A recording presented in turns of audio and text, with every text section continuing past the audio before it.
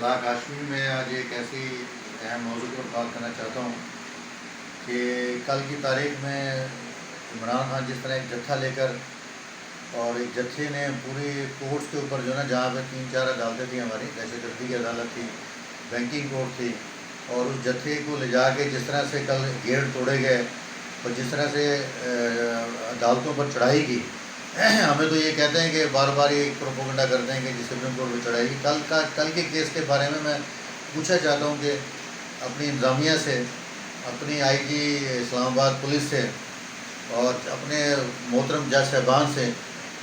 جس طرح سے ویڈیوز ہم نے دیکھی، جس طرح سے لوگوں نے دیکھا یہ سارے معاملات کو، کل کوئی آج پر نوٹس بھی نہیں لیا گیا، نہ ہی کسی جج نے جو ہے نا کوئی بات کی، بلکہ جج جو ہے نا انتظار کرتے رہے بیٹھ کر جی، اور منتیں کرتے رہے کہ عمران خان صاحب آپ آئیں اور پیش ہوں، اور فوری طور پر جو ہے نا ضمانتیں بھی لے لی گئیں۔ ایسے لگ رہا تھا جیسے کوئی فلم چل رہی ہے، انڈین فلم جو ہے چلائی جا رہی ہے۔ تو میں یہ کل بڑے افسوس سے کہوں گا کہ آج بھی عمران خان لاڈلا ہے اور کل بھی لاڈلا تھا۔ کل کے واقعے سے سب چیزیں سامنے آ جاتی ہیں، کھل کے سامنے آ چکا ہے۔ اور کل آج جو سپریم کورٹ کا جو فیصلہ آیا ہے کہ ہمارے محترم جج، جو ہمارے جج ہیں محترم، وہ کہہ رہے ہیں کہ یہ کیس بنتا ہی نہیں ہے۔ اطہر المنہ صاحب جو چیف جسٹس تھے ہائی کورٹ کے، وہ بھی یہی بات کر رہے ہیں۔ دوسرے جج صاحبان بھی فائز عیسیٰ کو اس کو نہ شامل کرنا ہے۔ یہ تمام چیزیں کھل کر سامنے آ چکی ہیں۔ یہ پاکستان کو کس طرف لے جایا جا رہا ہے۔ اب ہم نے اگر قربانی دی تھی اپنے ووٹ بینک کی، اور شہباز شریف صاحب اگر وزیر بنے تھے اپنے اتحادی لوگوں پارٹیوں کے ساتھ مل کر انہوں نے بنائی تھی حکومت،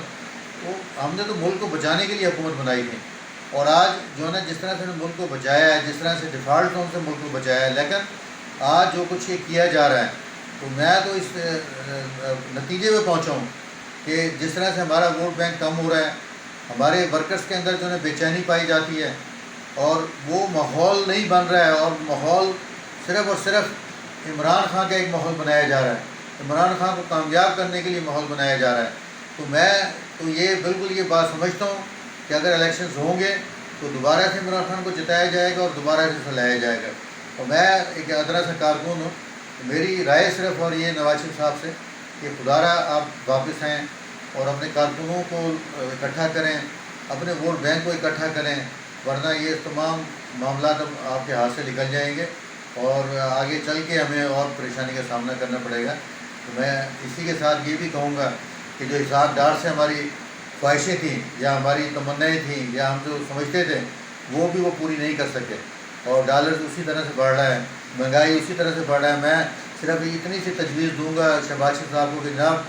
آپ اگر 2 روپے بڑھاتے ہیں تو آگے دکاندار 4 روپے لے رہا ہے، تو کیا ایسا کوئی سسٹم نہیں ہے صوبائی حکومتوں کا کہ ان لوگوں کو چیک کیا جائے، جرمانے کیے جائیں، پکڑا جائے، اس کے بعد جو ہے نا یہ جس طرح سے آپ پنجاب میں ایک آپ نے سسٹم رائج کیا ہوا تھا، لیکن آج ایسا کوئی سسٹم نظر نہیں آ رہا ہے۔ جو دکاندار چاہتا ہے اپنی مرضی سے جو ہے نا، وہ خاص طور پہ میں سندھ کی بات کروں گا کہ یہاں پر کوئی چیک اینڈ بیلنس نہیں ہے، یہاں پر کوئی پکڑنے والا نہیں ہے۔ ایسی ڈپٹی کمشنر اپنے دفتروں سے نہیں نکلتے ہیں، انہیں کھانے پینے کے علاوہ اور کوئی دوسرا کام نہیں ہے۔ تو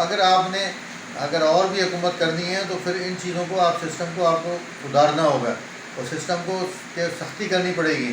یہ بھی دیکھتے ہوئے کہ آپ کا کوئی دوست ہو یا آپ کا دوست نہ ہو۔ تو اگر آپ نہیں کر سکتے تو پھر میرے خیال سے تو ہمیں حکومت سے علیحدہ ہونا چاہیے۔ اللہ حافظ۔